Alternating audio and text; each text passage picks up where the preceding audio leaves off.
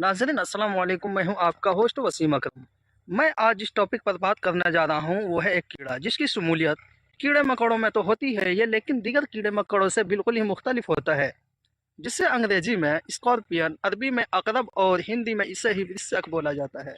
यह एक रेंगने वाला कीड़ा होता है। इसके काटने से तो मौत नहीं होती है, हालांकि इस कीड़े में जहर पाया जाता है, लेकिन इसके काटने से शदीद दर्द का एहसास होता है। इसके 3 जोड़े टांग होते हैं, एक लंबी पूंछ होती है और एक लंबी पूंछ के साथ साथ इसके सिरहाना एक केकड़े जैसा बना हुआ एक एक आला होता है जो शिकार पकड़ने में इसे मदद करता है। यह ज्यादातर सहराव नमी वाले इलाकों में या पत्थरों के नीचे, दरियाओं किनारे और गले सड़े जगहों पर यह रहना पसंद करता है। आमतौर बिच्छू 3 से 5 साल तक जिंदा रहता है। यह दुनिया के तमाम बेशतर इलाकों में पाया जाता है, हाँ, लेकिन यह अंटार्कटिका को छोड़कर पाया जाता है। यह ठंडे और गर्म दोनों जगहों में रह सकने में सक्षम होता है। बिच्छू का आकार 1.3 सेंटीमीटर से लेकर के 21 सेंटीमीटर तक हो सकता है। बिच्छू के अंदरूनी ढांचे में कोई हड्डी नहीं पाई जाती है, बल्कि इसका बाहरी सतह हड्डी नुमा ढांचों से बना होता है जो सख्त होता है, और यह अपने दुश्मनों से अंदरूनी हिस्सों की हिफाजत भी करता है। बिच्छू में एक बात यह कॉमन पाई जाती है कि यह दूसरे कीड़ों की तरह अंडे तो नहीं देती है, लेकिन यह सीधे बच्चे को जन्म सकने में महारत रखती है।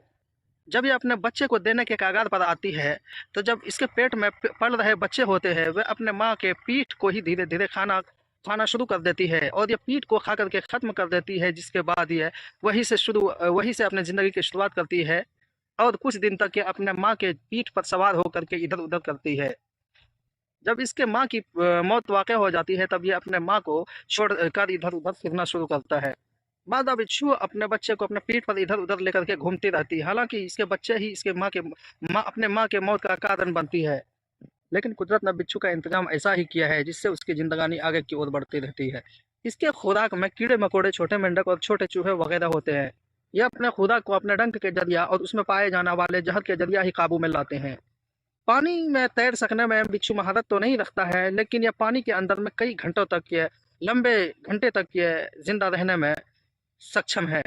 पूरी दुनिया में बिच्छू की तादाद या तादाद इकसाम की तादाद लगभग 1400 है।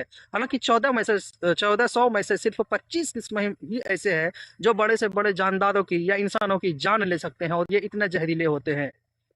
बिच्छू के दुम पर पाया जाने वाला कांटा जो बहुत ही नुकीलेदार होती है, और इसी में इसका जहर भी पाया जाता है, इस नुकीलेदार बनावट को टेलिसन कहा जाता है।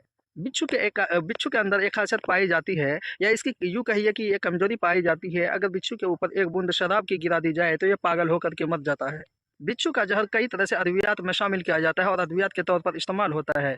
इसी वजह से दुनिया के बहुत सारे इलाकों में बिच्छू को बड़ी तादाद में लोग पालते हैं, और इसे अद्वियात में शामिल भी किया जाता है। बिच्छू के बारे में पूरी मालूमात हयातुल हैवान नामक किताब में तो पाई जाती है, लेकिन आज के वीडियो में सिर्फ